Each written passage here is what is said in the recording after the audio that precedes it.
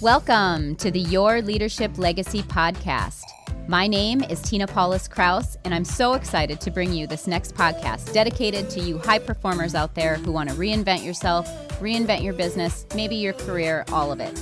This podcast is all about being dedicated to transformation and being the best possible leader of yourself and others that you can be in order to create a legacy that lives on.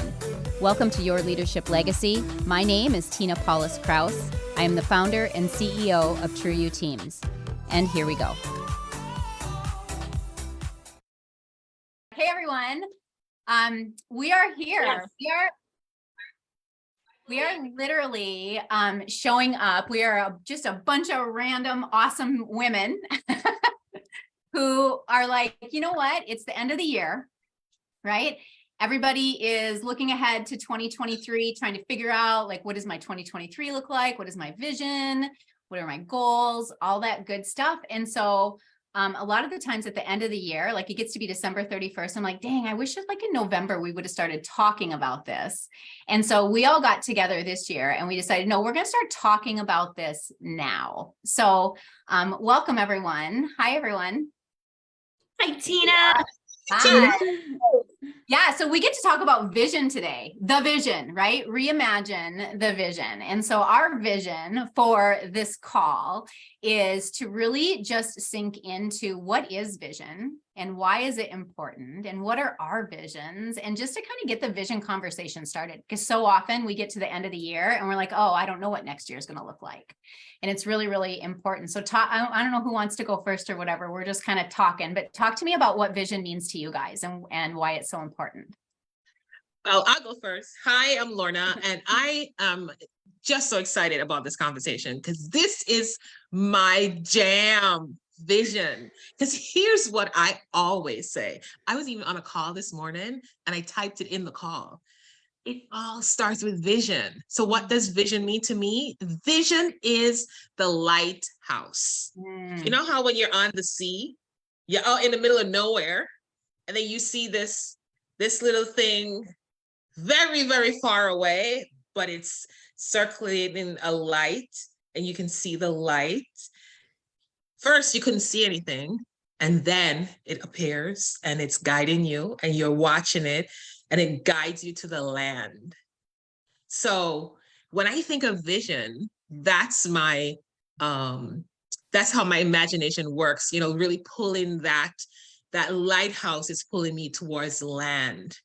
Right? Because if you can't, well, unless you're Jesus or Peter, you can't walk on water, right? So you got to get to the land, and the land is where you really manifest.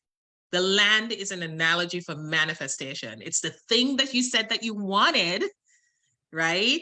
Yeah. Is going to show up, but that lighthouse had to guide you there. Yeah, it's a groundedness, right? The ground is like the groundedness that keeps us stuck to that vision. I love that, Lorna. It's amazing. Ashley, I love how your hair is flying in the wind. It's amazing. It's pretty magical. It's part of the vision, right? No, I'm just kidding. So I love that so much. I love the lighthouse analogy. And, you know, it's so important for us to have an idea of where we're going, because if we don't have, like, obviously we can't predict the future, right? But if we have some kind of idea of what we want to create, and maybe it's just what we want to feel like, right? So everything else will kind of fall into place, but we got to keep our eye on the ball. Yeah, otherwise we're all the things that come at us, the life and the obstacles and the swishing of the things, we can get wrapped up in it and taken completely off course. So I love the lighthouse analogy.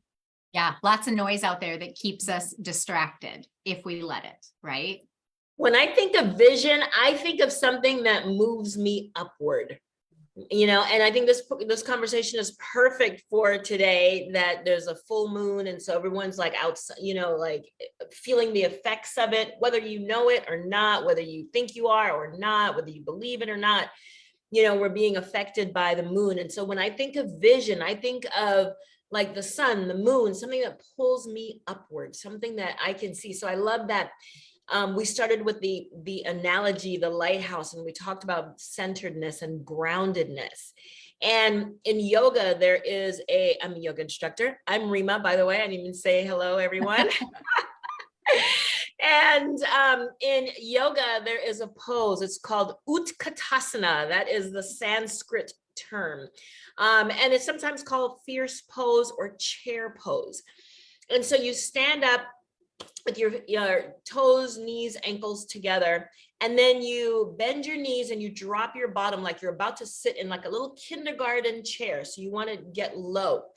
And that pose for me represents vision, because what happens in that pose is that you're truly pressing your feet into the ground. You are grounding yourself, right? And your arms are reaching. So you are reaching up and you're lengthening. So you're reaching for the stars, yet you're staying grounded. And so that it elongates your spine. It stretches you. It doesn't seem like it would because your knees are bent and but the whole top part of you is stretching up and out while the bottom part of you is pressing down and being grounded. And so when I think vision, I think of that pose. I think of all that's going on there, is that our vision, our dreams, are what we want to create, what we're here to create in this world, our calling, both centers and grounds us, as well as stretches us to reach to heights that we wouldn't even imagine. That's amazing. Amazing. How about you, Chantel? What does Yeah. vision mean to you? Well, I'll tell you this, you got me very nervous this morning because I realized I have not even thought about what my vision is for 2023, if I'm honest. Up until now. Yeah, up until now.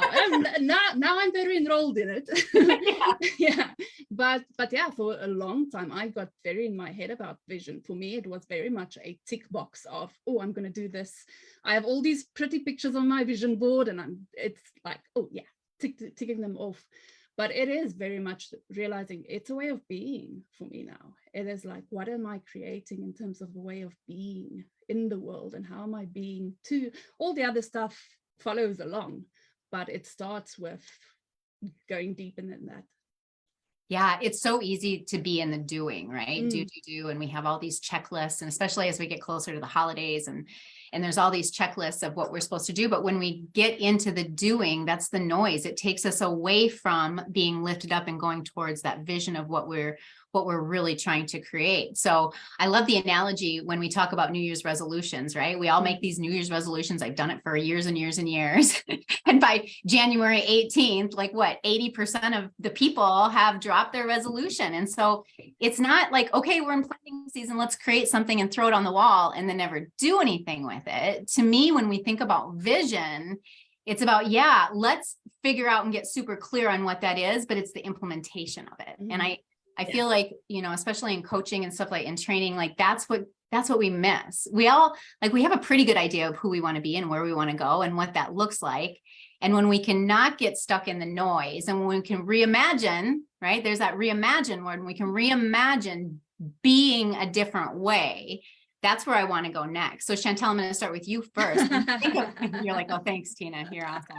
So when you think about I want to throw in one quick thing before you go to Chantel, because as you even mentioned resolutions, right? And that's the season that we're going into. And then you mentioned and then people fall off. Even the word resolution, to be resolute, means to be unwavering, like you're determined. So even as you fall off, January 15th or January 3rd comes and you are totally off, it's okay. Jump back on, right? It's right. It's that stay with it kind of a thing. It's like, okay, yes, it's going to fluctuate and you're going to come across all sorts of things.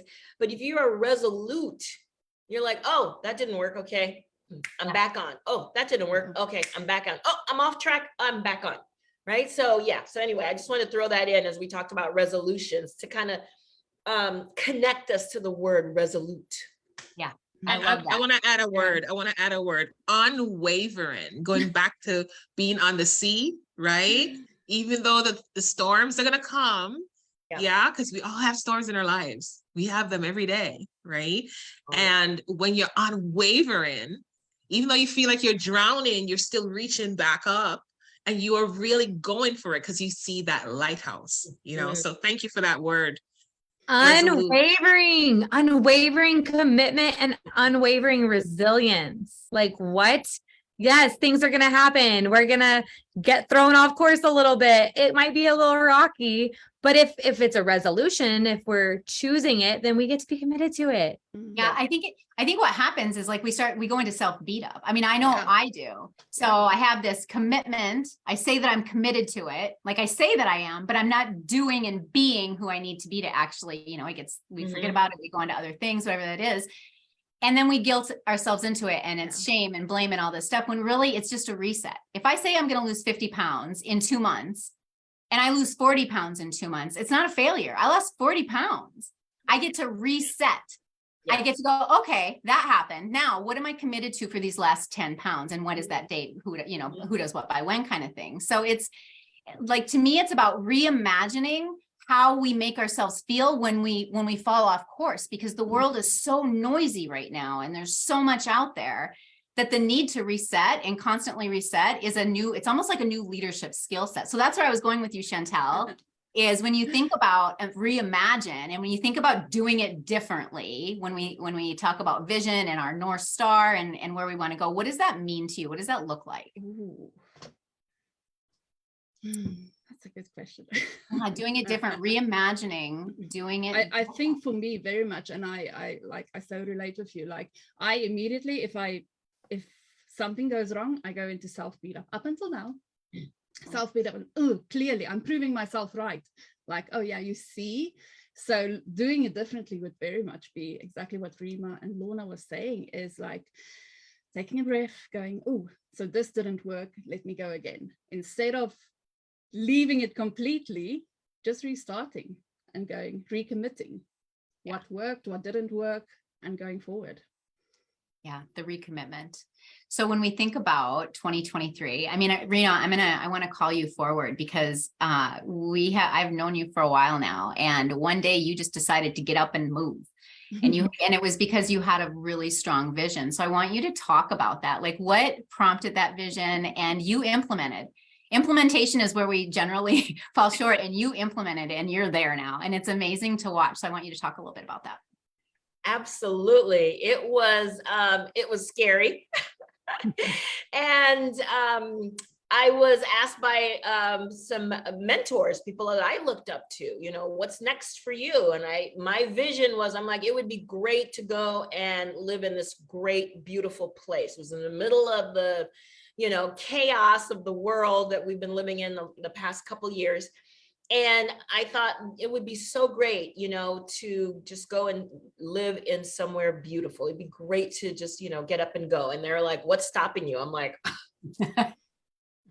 Like, I don't have any money. Oh, and everything is closed. And I, you know, how am I going to do that? And where am I going to go? And, you know, all the things that come up with, you know, like if I were to ask anyone, you know, and I know we're live on Facebook too. So, you know, anyone that's tuning in or listening to the replay or anything, if I asked anyone, hey, why don't you just get up and move to the place of your dreams, right? I hear a million reasons why. So all of why that not? came up for me. Exactly. And all of that came up for me. And my mentors were like, listen, you get to step inside of possibility. You know, you get to create it. Just do it. And so they were like, they both picked up pens and they were like, where are you going and when? And so I'm like, I'm going to Maui, and I booked a ticket 2 days later without evidence of what I was doing or, you know, where I had no plan beyond this is what the plan the today.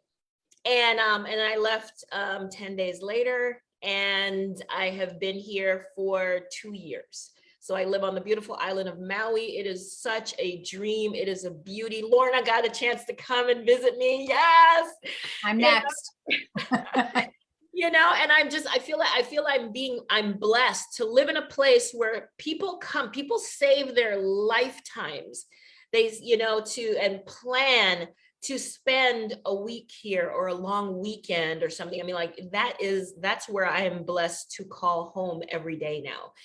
And so I stepped into my vision in a scary way, talk about unwavering, but talking about being determined and resolute. I was like, I'm going. And when I decided to stay, I'm like, I'm staying, and I don't know. And I was even afraid to even tell people. There's people that today are like, did you move to Maui? I'm like, yeah, because I was afraid to say it because I didn't have the whole thing worked out, plan from A to Z worked out. And I knew, like, my family would be like, okay, so what are you going to do? And where are you going to work? And how are you going to do this? And how are you going to find it? And blah, blah, blah, blah, blah, blah. And then also all of other people's fears they will bring up and cast on me. And I was like, I get to be in possibility. So I can't, and I choose not to wear your fears. I have my own that I'm trying to move off of, but I'm choosing not to take on your fears. Like, oh, well, it's really expensive in Maui. I didn't know that. I mean, I'm from LA. It's expensive in LA. I mean, I don't know. And oh, Maui is closed. I bought a ticket. I got on a plane. I got off a plane. No one stopped me. So I don't know if Maui was closed or not, so all these things were coming up and people were like, no, you can't, and so I was like, okay, I'm not going to tell anyone, because what I'm getting is, and these are people that care about you, that, care about me. They love me, but they're projecting their fears and their insecurities and their smallness on me. And I want to say I wasn't able to hold that, but I chose not to take that on, because if I did, that would have weighed me down. Oh, Maui's closed. Oh, well, I can't go. I would have left it. I bet there were a lot of people that were like, oh, this country is closed, or that place is closed, or I can't go there for whatever reason. And they don't go instead of taking the chance to go. So I just I just kept looking at my vision. And were there obstacles in my way? Were there things? Absolutely. It was like, this and that. I was like, pew, pew. At one point I'm like, okay, just give me a second and let me figure this all out. And still, when I look back, I'm like, oh, that was easy. Yeah. I love that. Go ahead. Yes. No, you go. No, I was just going to ask a quick question, and then I would love, because you have an amazing vision story as well, but how many times do we get held back because other people's fears are projected on us? So I want you just to think about that, and think about family and friends, and it's probably not bad intent, but without even thinking about it, if we don't have some kind of a stop or a check there, we just automatically take on those other fears, and it stops us from really doing and being who it is that we say that we want to be. Go ahead, Ash. No, it's just such a beautiful conversation, because yes, Rima, like, I completely hear you on other people. They love us and they care about us so much that their fear is louder than their support. And like you said, we have our own limiting beliefs that we get to assess and deal with and manage. And, if we listen to that inner voice, then none of the things that we want are going to happen. They're not going to just fall into our laps. But it's like, I love what you said, Tina, too, about like having checks and stops in place, like having values and having that unwavering commitment to the vision. Because, for me, like, I bought an RV and a travel trailer and a truck, also during COVID, during 2020. And I had never towed anything in my life. I didn't have a truck. And the whole concept of what goes into what I'd heard goes into RV life, like, sounded like a lot of work and quite horrifying. And the week before I bought it, like, I had everything lined up. And the week before I bought it, I was like, a little bit of fear like crept up into my stomach. And I was like, oh my gosh, should I just like cancel all these plans entirely? No, obviously, like, I'm not going to cancel all my plans entirely. And I'm so glad I didn't cancel the plans. And I did what I set out to do, even though I also had the people telling me, oh my gosh, like, that's so unsafe. And you're a single woman with kids. Like, what are you doing? And it's not possible. And it's, all these things. Like, I had my own things that I needed to overcome, but people are going to come at you for every direction. And what I wanted to say is about our own inner voice, that fear of, oh my gosh, I should just cancel this all right now and stay in a place. Literally, the voice was, well, maybe I should just stay where I am, even knowing that I wasn't happy in that current experience. What? Maybe I should just stay here where I'm unhappy. And that's that inner voice that's limiting us from going over that comfort zone, right? So I see the comfort zone as a speed bump. And my gosh, you have to work hard to get up that speed bump. You gotta keep trucking to get up that speed bump. But on the other side is the vision, and that's the next level. And there's multiple speed bumps throughout the experience to get out of our comfort zone. But it's that inner voice that's literally trying to keep me safe. Hey, Ashley, you don't know what's on the other side of that speed bump. It could be scary. It could be hard. You could not have any idea how to tow anything and what would happen if. And guess what? I have towed all over this country. I can back up like nobody's business. Okay, I can back it up. And like, if I get stuck, I can unstick myself. I don't need, to be afraid. But that inner voice was literally just trying to keep me safe. Hey, Ashley, just stay there because you're safe. And it's okay to say, thank you, inner voice. I appreciate you for looking out for me. I know you're trying to keep me safe, and I want this more. Yeah. I want this vision more than I want the fear. Yeah, it brings up a really great point. And so my next question to you guys is, if somebody's out there watching this and they're like, okay, I get what you guys are saying. I don't know. Like, I don't know what my vision is. Because I think there's a lot of people in that spot, right? They don't know what their vision is because they've spent their whole life putting the limitations on what they really want. So what's the first step? What's the first step if I don't know how to find my vision, if I don't see my vision, if I don't know what that looks like? What's my first step? Well, can I say something about Ashley's story before we go to the first step in vision? Yes. On the other side, did you all notice the excitement that was there for her on the other side of not knowing, on the other side of making that big jump, on the other side, even Rima, on the other side of it, right? Is so much fun. And I can ask you this question, Ashley. How do you see yourself now versus then, right? How do you see yourself now versus then? It's like this huge thing that you took on with yourself, right? And on the other side, now, how do you feel when something big comes in your space? How do you feel? It's so good. Yes, it's so empowering. It's like I am creating, I don't need evidence, but I'm literally creating, I'm stacking it up, the evidence that I can do literally whatever it is that I want to do every single time. And it's like just reinforcing. So yeah, I can do anything is how I feel like Superwoman. No big deal. Exactly. All right. Now I'm going to answer your question, Tina. Awesome. So I believe that starting with vision, the first thing you get to look at is, what do I really want? What do I really and truly want? Now, let me preface this by saying, not what society says, not what your mom says, not what your dad said, and not for nothing, if you're married, not what your husband said, right?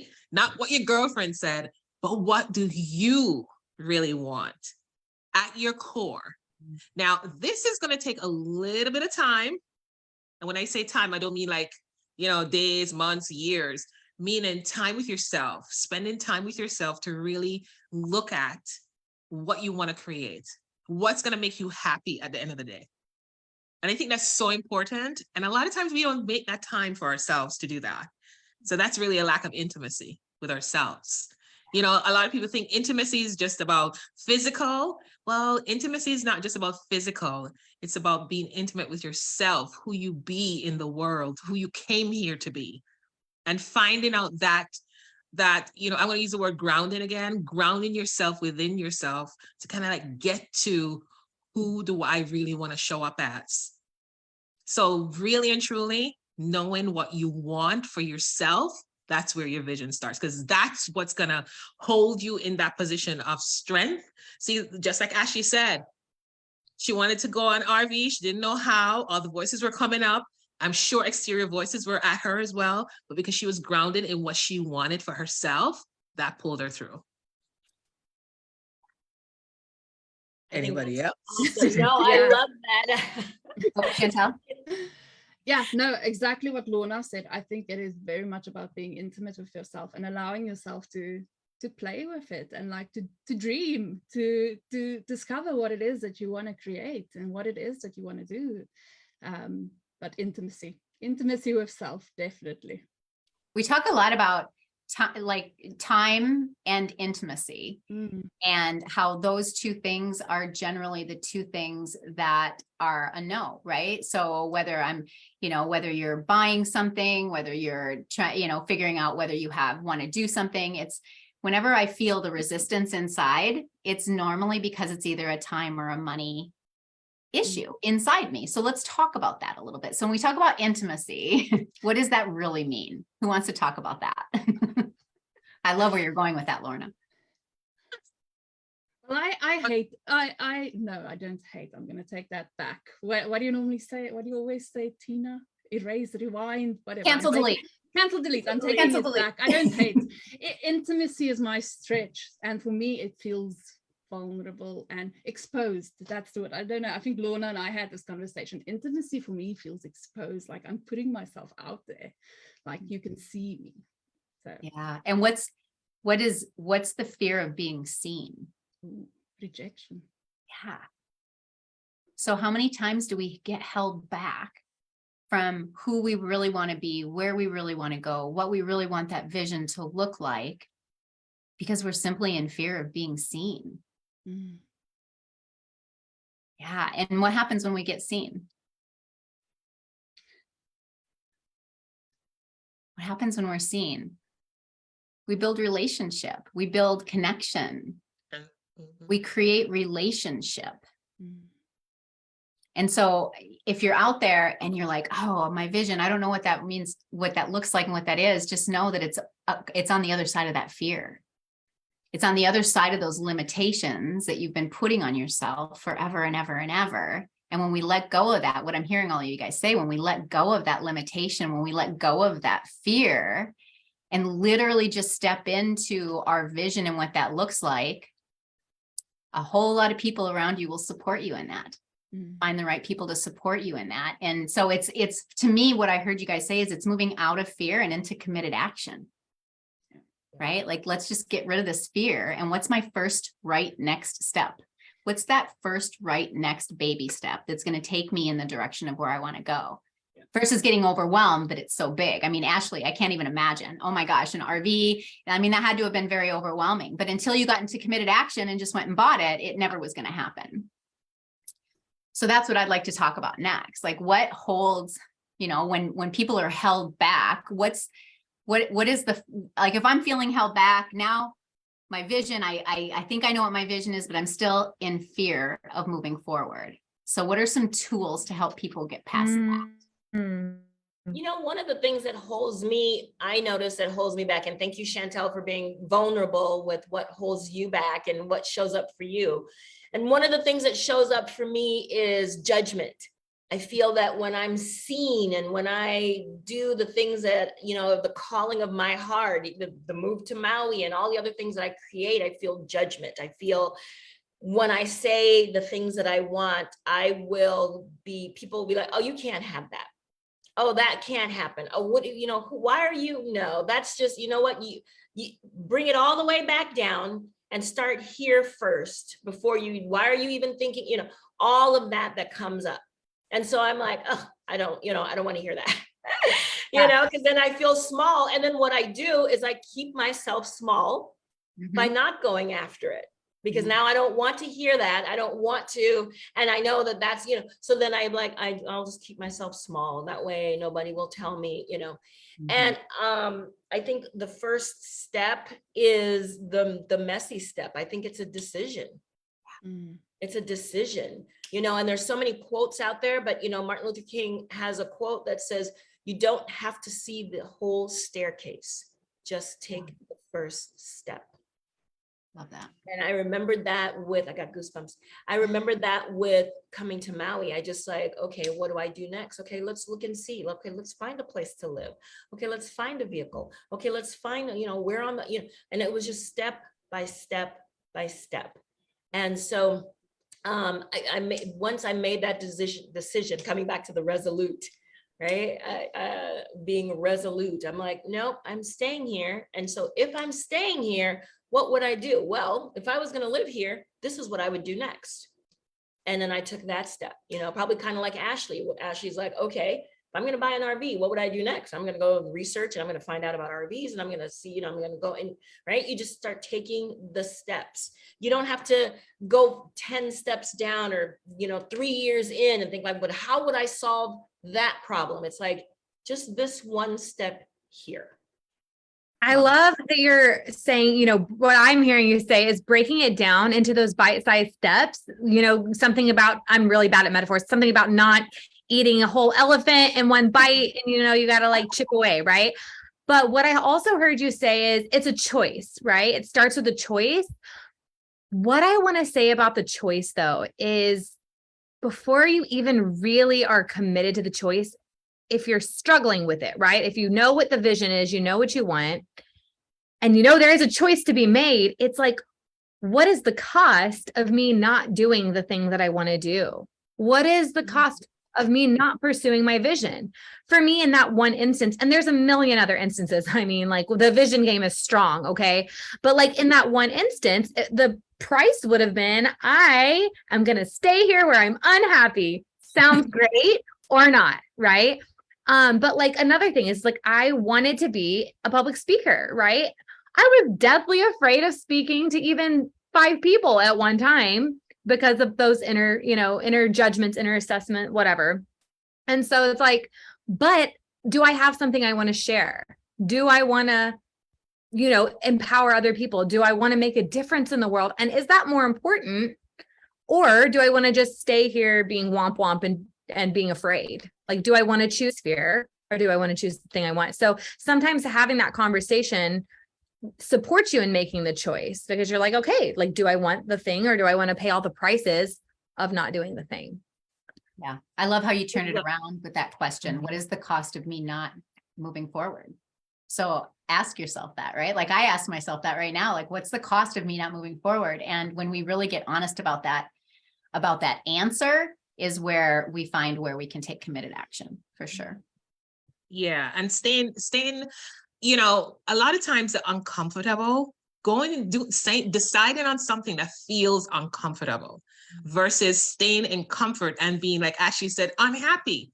Like, which is the best way to move? Like, if you really think of it that way, am I comfortable being comfortable or do I get to be comfortable being uncomfortable? Yeah. Because it's hard either way. Either way. You think? Right. Right? I love that phrase, like choose your hard, right? Yeah. Have you all heard that? It's like, just choose your hard. Both of the choices require work. Yes. So which one do you want? Yes. That's why the first piece of this whole thing is just knowing what you want and the price you're willing to pay to get what you want. Yeah. Right. Yeah. So here's the cool thing. We're going to be back every Tuesday between now and the end of the year, because we believe that this conversation is that important. And we are here to support anybody who is really interested in figuring it out, interesting in figuring out, how do I move down that journey? How do I change my mindset? How do I move forward? So we started off with vision, what it is. Next week, we'll move on to a different topic, but we're going to be here every Tuesday at this time. And we invite anybody who's watching to join in with us. If you have questions, pop them in. We'd love to answer them the next time that we're on, but our commitment and you guys pipe in with your thoughts too, but our commitment is to be a stand for you. Our commitment is to be a stand for this work. Our commitment is to be a stand for clarity and to be a stand for people living their vision and coming. Yeah. So go ahead. And anybody who, if it's not you, then who, right? You can make the difference for someone by sharing this live and coming back to hear what's next for you, what's possible for you. This may be the first time you're hearing this kind of conversation. And if you are listening right now, you are in the right place, because here's what we know. Life is now. So if you're watching this, that means you're meant to be hearing this right in this moment. So I invite you to take yourself on, come back, bring your friends, and let's create this world that we want to live in together, right? For the first time, let's create it together, as opposed to sitting back and watching it happen to us. Let's create it together. Yes. Can you imagine what's on the other side of this? Priceless. Priceless. All right. Any last parting thoughts before we say our goodbyes? Oh my gosh, all the possibilities exist. Okay. So when we're talking about vision, we're not talking about like whatever seems like plausible right in front of you. Like it's unleashed vision. So Reimagine all the possibilities that exist when you think about your vision. Absolutely. And I love the conversation, because everyone here is, an expert in their own field. We're all coaches. We're all creating businesses of our own. So, this conversation is so much bigger than, than just like, oh, you have a goal or a resolution for 2023. It is us rebuilding the world. It is us creating the world. There's, a lot of things that going on out there that people look at and think, oh, we're all going to hell in a handbasket, or it's all, and it's so not true, because there's so many people like us that are out there that are creating huge, huge greatness for the world. And us coming on and being authentic and vulnerable and committed is us contributing to the rebuilding of the planet, of the world, of us, creating something wonderful. So, like Lorna said, imagine if we can take this ride together. You were meant to be here. If you are here hearing this, whether it's live or the replay, you were meant to be here at this time and space. So come with us. Yes. All right. Thank you so much, Chantel. Thank you, Ashley. ladies. All right. That's Okay, it. well, see y'all We'll next see you week. next week. Bye. See you next week. Bye.